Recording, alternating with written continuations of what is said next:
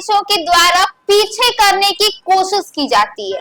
जी हाँ, बिल्कुल यही बयान दिया है ज्ञान बिंदु के डायरेक्टर रोशन आनंद ने। दरअसल बीते ही दिनों जो है वो खान सर के कोचिंग पर हमला किया गया था और कहा जा रहा था कि उनके कोचिंग पर ताबड़तोड़ फायरिंग की गई है, जिसके बाद यह बयान पूरी तरह से गलत साबित हुआ। इस खबर में हम आपको पूरी घटना विस्तार से बताएंगे और साथ ही आपको यह भी बताएंगे कि क्या कुछ कह रहे हैं ज्ञान बिंदु के डायरेक्टर रोशन आनंद। नमस्कार, आप देख रहे हैं न्यूज पीआर और मैं हूं आपके साथ ऋतु। बीते दिनों खान सर के कोचिंग पर हमला किया गया, जिसके बाद खान सर ने मीडिया के सामने आकर बेहद ही कॉन्फिडेंस से यह कहा कि उनके कोचिंग पर हमला किया गया है और साथ ही ताबड़तोड़ फायरिंग भी करी गई है।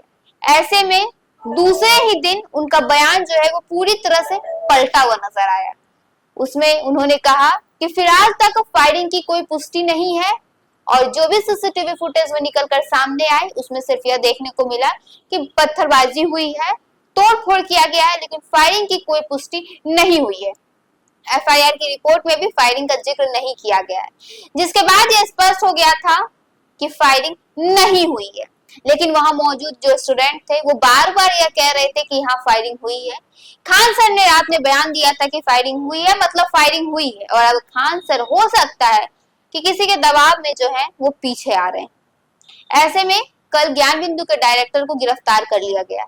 बताया जा रहा था कि उन्हीं के कोचिंग के कुछ लोगों ने वहां पर आकर हमला किया है ताकि क्षति पहुंचाई जा सके और खान सर के कोचिंग को कहीं ना कहीं नुकसान हो।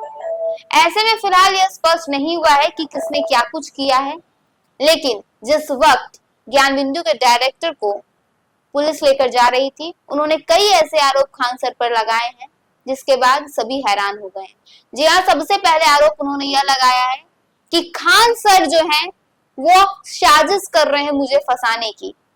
वो चाहते हैं कि जो आगे बढ़ रहा है उसे इन्हीं साजिशों के द्वारा पीछे किया जाए। खान सर का यह चाल है ताकि मुझे फंसाई जा सके।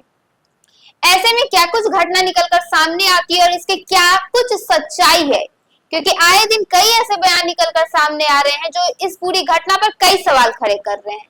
कभी कोई किसी पर आरोप लगा रहा है तो कोई कभी किसी और पर, और ऐसा भी हो सकता है कि इन दोनों मामले में कोई तीसरा ही जो है वो अपराधी निकले।